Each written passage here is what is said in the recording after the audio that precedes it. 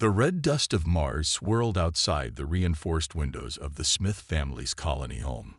Tom, a 12-year-old boy with curious eyes and messy brown hair, pressed his face against the glass, watching the sunset paint the sky in shades of pink and orange. The small farming colony of New Hope had been his home since he was 5, and he loved every minute of life on the red planet. "Tom, dinner's ready," called his mother, Mary, from the kitchen. The smell of lab-grown beef and hydroponically farmed vegetables filled their modest home. "Coming," Tom called back, taking one last look at the Martian landscape.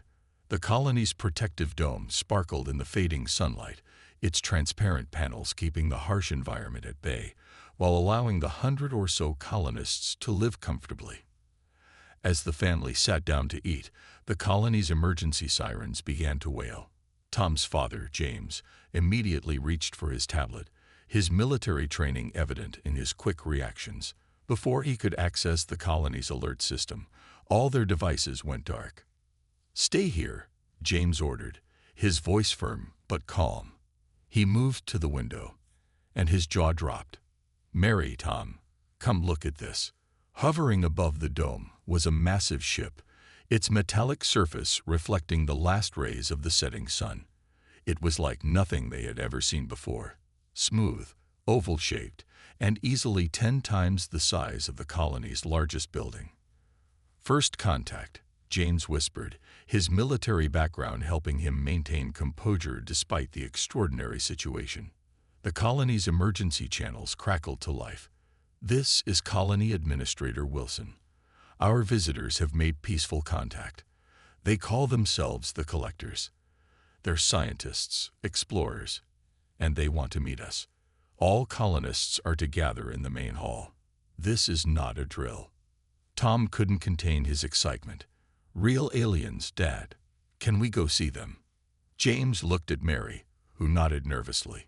"Stay close to us," she said, grabbing Tom's hand. The main hall was packed with colonists when they arrived. The aliens stood at the front, tall, slender beings with silvery skin and large, dark eyes. They wore what looked like flowing robes made of material that shifted colors in the light. The lead alien spoke, its words translated through a device that hung in the air between them. "We come in peace, seeking to learn about your species. We are scholars, studying the diversity of life in our galaxy.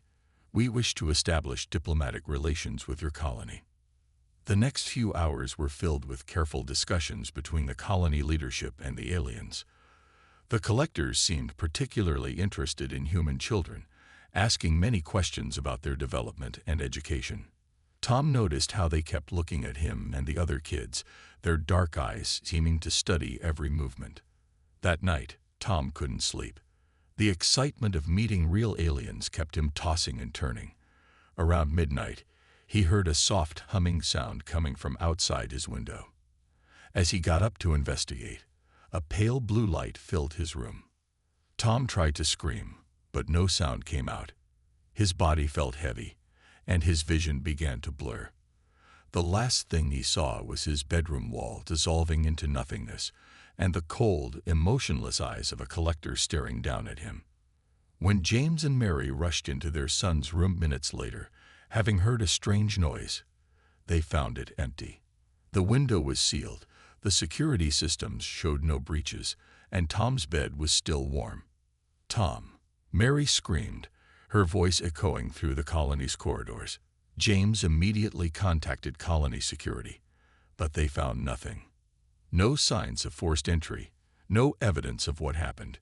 It was as if Tom had simply vanished into the thin Martian air. The Collector's ship was gone too, leaving no trace of its visit except for the hollow feeling in the colonists' hearts and one empty bed where a curious 12-year-old boy should have been sleeping peacefully. When Earth authorities were contacted, they dismissed the colony's claims.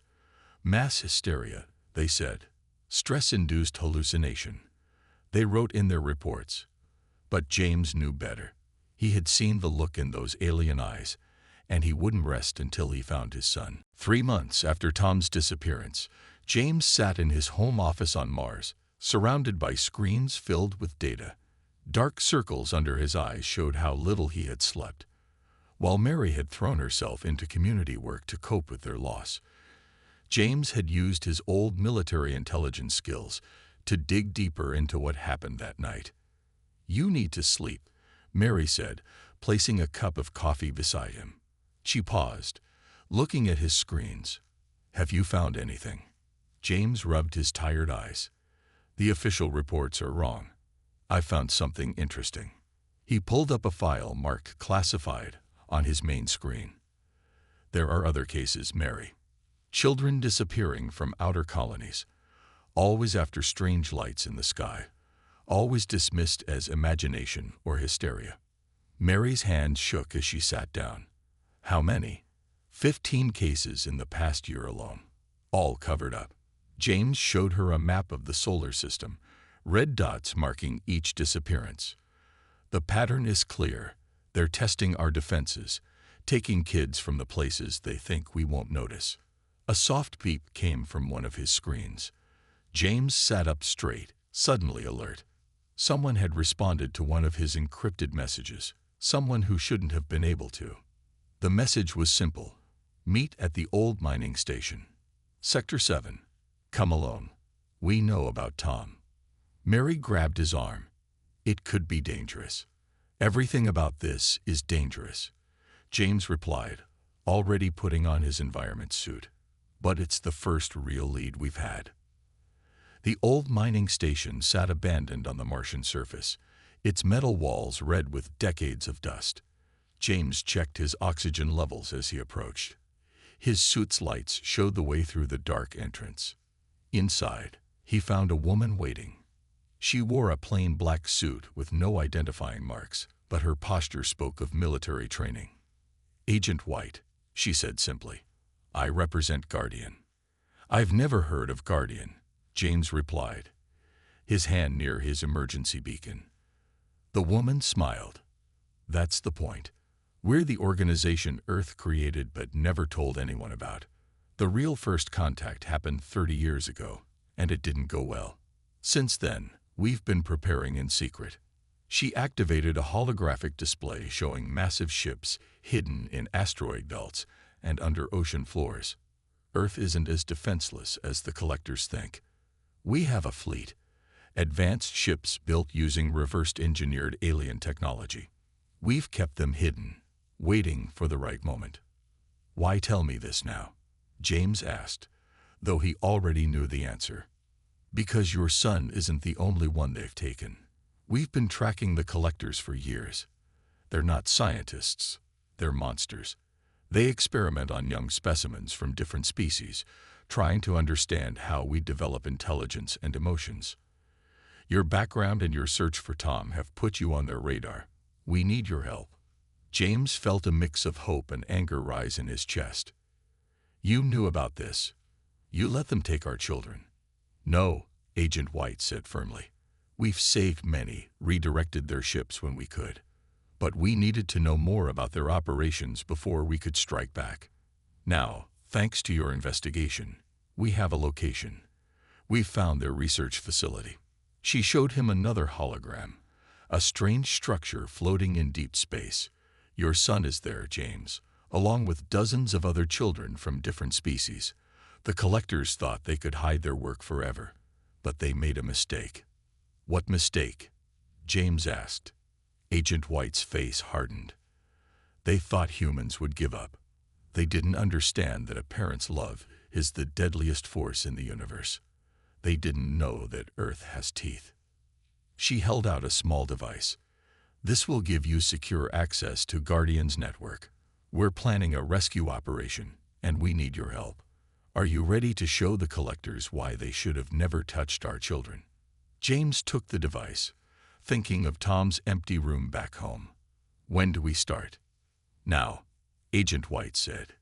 "It's time to remind the galaxy that humanity isn't just another species to be experimented on. We're the species they should have feared all along." Inside Guardian's hidden base beneath Earth's Pacific Ocean, James stood at a massive window, watching crews prepare spacecraft he never knew existed. These weren't the clunky ships everyone knew about. They were sleek, deadly vessels that looked more advanced than anything humanity was supposed to have. Impressive, isn't it? Agent White stood beside him. We've kept this fleet hidden for 20 years. Those ships can match or beat anything the collectors have. A large screen behind them showed real-time data from the spy probes Guardian had sent to track the collector's facility. James watched as more information about the station's layout appeared. How did Earth hide all this? He asked, gesturing at the vast underground dock. Money disappeared into failed space programs. Scientists vanished into private research. Every government knew that someday we'd need these ships. Agent White pulled up a detailed map of the facility. Now, look at this. The hologram showed a massive space station shaped like a wheel. Red dots pulsed at different points around its edge. Each red dot is a containment cell, she explained. We've detected 37 different life forms inside. 12 of them match human child signatures. James felt his heart race. Tom. We think so. This biosignature matches his age and DNA pattern. She pointed to a dot near the station's core. But James, you need to prepare yourself. The scans show the children have been through a lot. A young technician rushed up to them, holding a tablet. Agent White, we've decoded more of their research data. You need to see this. The main screen filled with images that made James's stomach turn. The collectors weren't just studying the children. They were systematically testing their pain thresholds, emotional responses, and healing abilities. Each test was documented with cold, scientific precision. Those monsters, James whispered, his hands shaking with rage. How could they do this to children? Because they don't see them as children, Agent White replied. To them, all other species are just test subjects. They'd been doing this for centuries to dozens of races, but they made a crucial mistake this time. What's that? They didn't study our history well enough. She brought up images of Earth's military victories, times when humanity had faced overwhelming odds. They don't understand that humans become most dangerous when protecting their young. Throughout our history, harming children has always triggered the most violent responses. The base's alert system suddenly blared. Another technician called out, "Movement at the facility." They're bringing in more subjects. On the screen, they watched as a small ship docked with the station. Through the probe's enhanced images, they could see small figures being led inside. More children from some unknown species. We're out of time, Agent White declared. She pressed a button, and her voice echoed through the base. All personnel, this is not a drill. Operation Child's Dawn is now active. I repeat, Operation Child's Dawn is now active. The dock burst into action. Crews ran to their ships, weapons were loaded, and medical teams prepared rescue equipment. James watched as the hidden fleet came to life, weapon systems humming with power he didn't know humanity possessed. We're taking you with us, Agent White told James. You've trained with our simulators for the past week. You know the facility's layout better than anyone. Plus, she paused, looking him in the eye. A father's determination can be more valuable than any weapon. They walked toward the command ship, a vessel that could have been from humanity's most advanced science fiction. The collectors think they're the superior species, Agent White said as they boarded. They think their technology makes them gods. Today, they learn that humanity's greatest strength isn't our ships or our weapons. What is it? James asked, strapping into his seat. Our capacity to unite and fight back when our children are threatened. She gave the launch signal. Let's show them why you never, ever hurt a human child. The fleet rose from its hidden base, cutting through the ocean like ghosts. Humanity's secret guardians were finally revealing themselves, and they were bringing hell with them. The Guardian fleet dropped out of faster-than-light travel near the collector's station, their advanced stealth systems making them invisible to normal sensors. On the command ship's bridge, James watched the massive research facility grow larger on the main screen. Somewhere in that twisted wheel of metal and glass, his son waited. All ships in position, reported the fleet commander. Stealth systems holding. Agent White stood at the tactical display. Remember the plan. Team 1 creates a distraction at the main dock. Team 2 cuts power to their security systems. Team 3, led by James, goes in for the children. James checked his rescue suit one last time. It looked like normal armor, but it contained technology that humanity had kept hidden for decades. How long until they know we're here? About 10 seconds, Agent White smiled. That's all we need. The attack began with perfect timing. The first team of ships appeared suddenly at the station's main dock, weapons firing just enough to draw attention. Alarms blared across the facility as the collectors rushed to battle stations. While the aliens focused on the obvious threat, James's team cut through the hull at a maintenance point they'd identified. Their suits protected them from the vacuum as they entered the dark service corridor. Security systems going dark in 3, 2, 1. Agent White's voice came through their comms. Right on cue, the station's lights flickered and died. The rescue team moved quickly through the darkness, their suit sensors showing them the way. They encountered 2 collector guards, but their weapons, designed to pierce collector armor, made quick work of them. "Life signs ahead," whispered Jones, their team's scanner expert. "Multiple small signatures. This is it."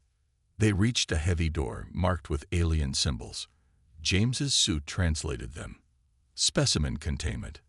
His hand shook as he planted the breaching charges. The door blew inward, and they rushed into a nightmare. The room was filled with clear cells, each containing a child from a different species. Some looked almost human, others completely alien, but all showed signs of the collector's cruel experiments. "Tom," James called out, running to a cell in the corner.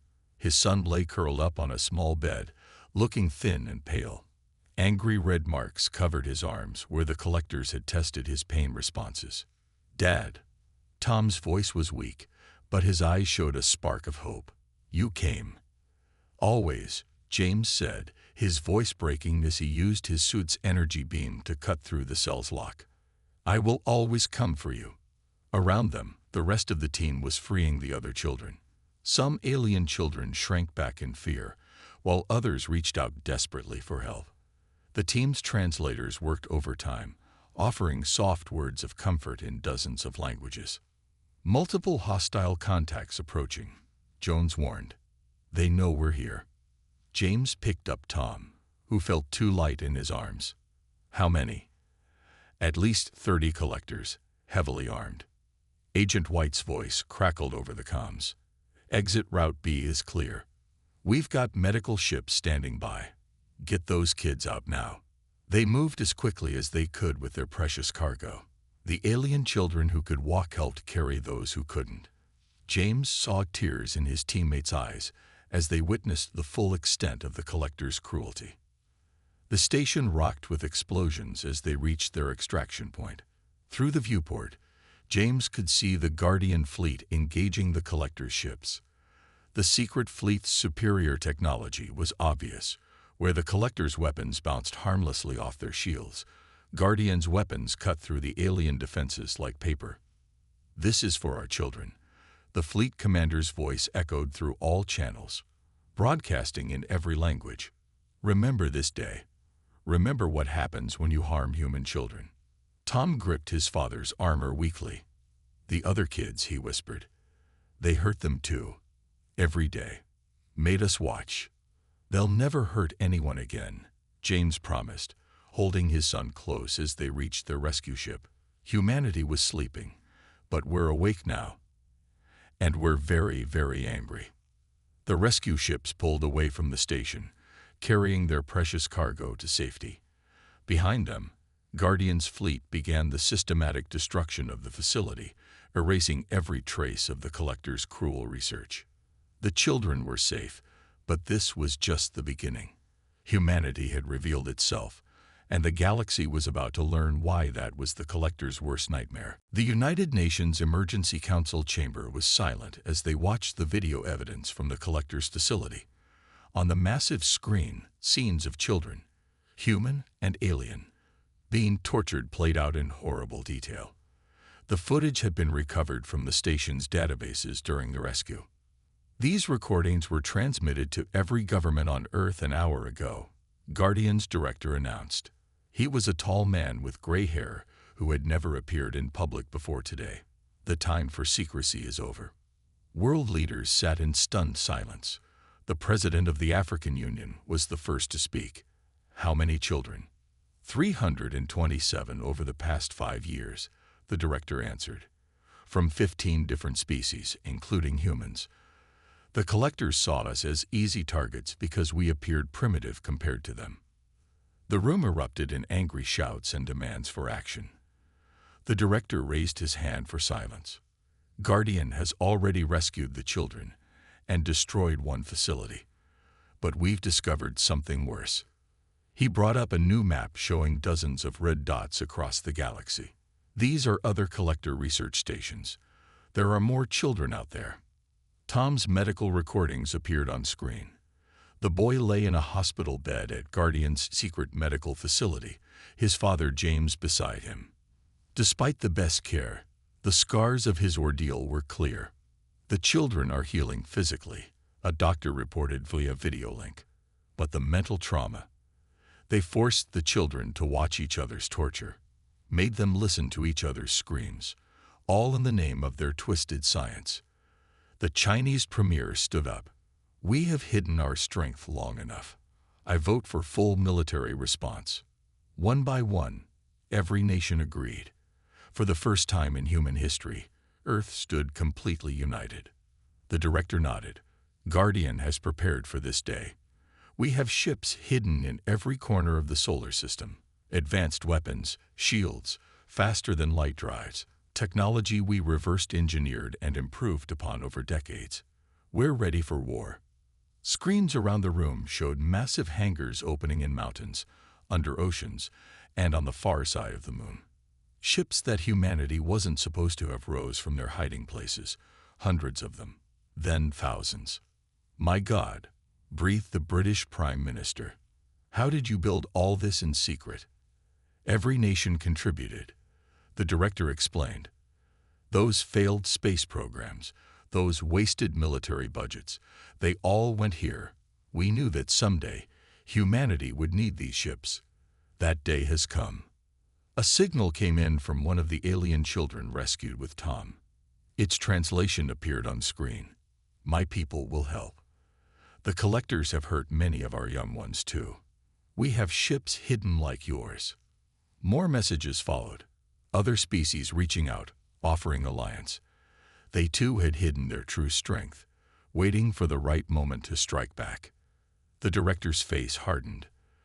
The collectors thought we were primitive because we hadn't joined their galactic community. They never understood that we were waiting, watching, preparing. They never realized that hurting our children would unite not just humanity, but every species they've tormented. He pressed a button, and a message went out across all frequencies, in all languages, to the collector empire. You have committed crimes against the children of multiple species. You believed we were weak. You thought we would do nothing. You were wrong. Humanity and its allies are coming for you. There will be no place to hide. Earth's hidden fleet rose as one. Sleek, deadly ships powered by humanity's finest technology and crewed by their most determined soldiers. Parents who had lost children to the collectors. Scientists who had worked in secret for decades. Warriors who had trained for this very day. The largest ship's name painted on its hull said it all. Never again. As the fleet prepared to jump to light speed, the director made one final broadcast. The collectors wanted to study humanity's response to pain. Now they're going to learn about our capacity for justice. The galaxy is about to change forever. The combined fleet of Earth and its alien allies dropped out of faster-than-light travel at the edge of collector space. 5,000 ships strong. It was the largest attack force ever assembled in the galaxy's history. On the command bridge of humanity's flagship, Never Again, James stood next to Admiral Wilson, watching tactical displays light up with target information. 10 collector research facilities within range, the tactical officer reported. Their defense fleet is scrambling, but they're scattered. They never expected a united attack.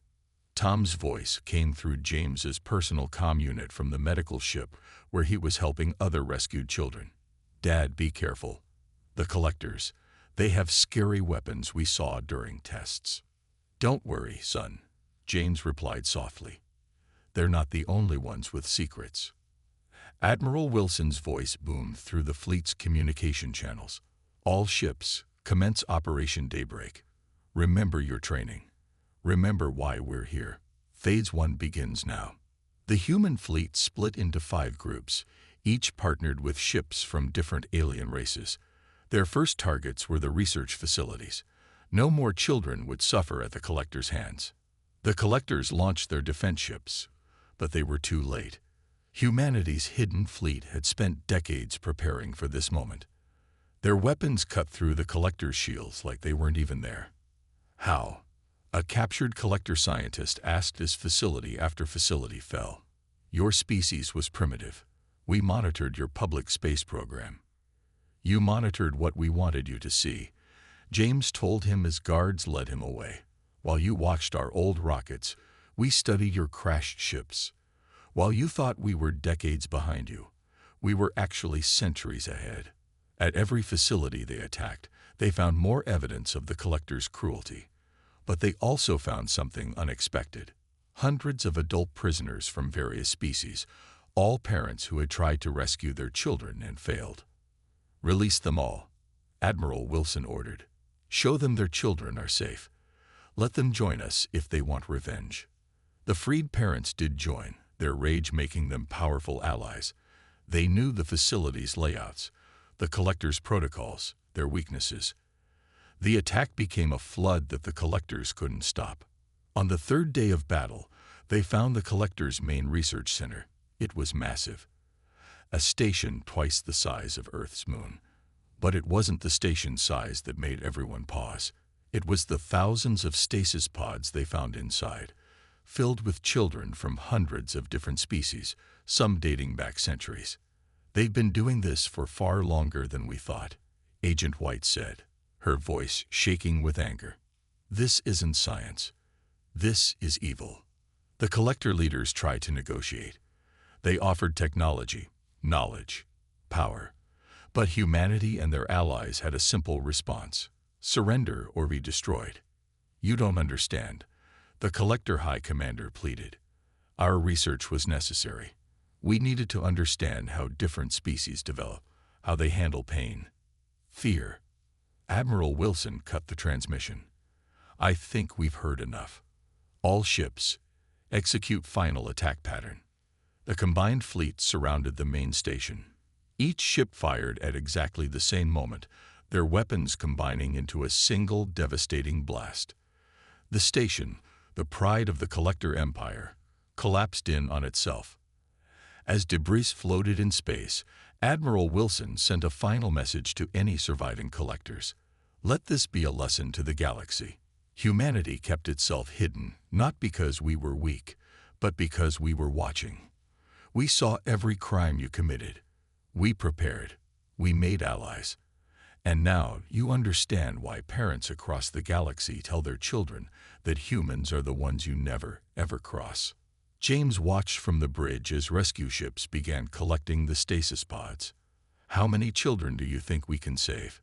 He asked Agent White. All of them, she replied firmly. Every single one. And then we're going to help them find their families, no matter how long it takes. That's what humanity does now. We protect the innocent, and we punish those who harm them. The battle was won, but their work was just beginning. Humanity had revealed itself to the galaxy not just as warriors, but as guardians, and they would never hide again. 5 years after the fall of the Collectors, Tom stood at a podium in the new Galactic Council chamber on Earth. At 17, he still carried scars from his ordeal, but his eyes showed strength rather than fear. Behind him, a wall of windows revealed the busy space lanes around Earth, filled with ships from dozens of alien species. Today, we celebrate 5 years of the Children's Protection Alliance. Tom began, speaking to representatives from over 50 different species. 5 years since humanity stepped out of the shadows. 5 years since we all agreed that no child, from any species, should ever suffer like we did. In the audience, James watched his son with pride. After their rescue, many of the children had struggled with their trauma. But they had also shown incredible resilience, especially in helping each other heal. The collectors thought they were studying pain. Tom continued. Instead, they taught us about strength. Not just human strength, but the strength of every species when we stand together. Screens around the chamber showed images from the past 5 years. Guardian's medical ships, now painted with the CPA symbol, a stylized image of different species' hands joined together. The massive rescue operation that had freed over 10,000 children from stasis pods. The emotional reunions as children were returned to families who had thought them lost forever. We've built something the collectors never expected, Tom said. They wanted to divide us, to study our differences. Instead, they united us. Today, our combined fleet protects every colony, every settlement, every child. We share technology, medicine, and knowledge. But most importantly, we share a promise: never again. Agent White, now director of the Children's Protection Alliance, stood up to speak next. In the past 5 years, we've discovered 17 attempts by other species to create research programs similar to the collectors. Every single one was stopped before they could harm a single child. The galaxy has learned, you don't hurt children. Any children. The chamber erupted in applause. Among the audience were many of the children who had been rescued with Tom. Some had become diplomats, other scientists working to use the collectors' research facilities for healing instead of harm. All of them had chosen to help make the galaxy a safer place. We've turned the collectors' main station into a hospital, Tom explained. The same rooms where they once tortured children now heal them. Their laboratories now develop cures instead of causing pain. We've taken their evil and transformed it into something good. James thought about how much had changed. Earth was no longer hiding its technological advances. The secret fleet had become the core of the CPA's protection force. Humanity had revealed itself not as conquerors, but as guardians.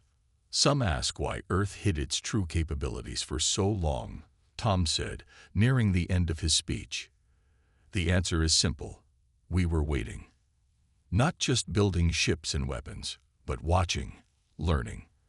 We needed to understand who in the galaxy would stand with us when it mattered most. He gestured to the alien representatives. And when that moment came, when children were crying out for help, we found our true allies. Not those with the most advanced weapons or the biggest empires, but those who shared our deepest belief that protecting the innocent is our highest duty. The chamber's lights dimmed, and a memorial wall lit up. It showed the faces of children who hadn't survived the collector's experiments over the centuries. But beside each face was a tree planted in their memory in the memorial garden, each one growing strong and tall. We remember those we couldn't save, Tom said softly, and we honor them by protecting others. The collectors wanted to understand humanity's children. Instead, they learned about humanity's strength. They learned why every species now knows this truth. If you want to find the most dangerous force in the galaxy, try harming a child. Any child. We will find you. We will stop you. That is humanity's promise to the galaxy. As the new day dawned over Earth, ships from 50 different species patrolled together, their crews united in a single mission: to ensure that no child would ever again suffer what Tom and the others had endured. The age of the collectors was over. The age of protection had begun.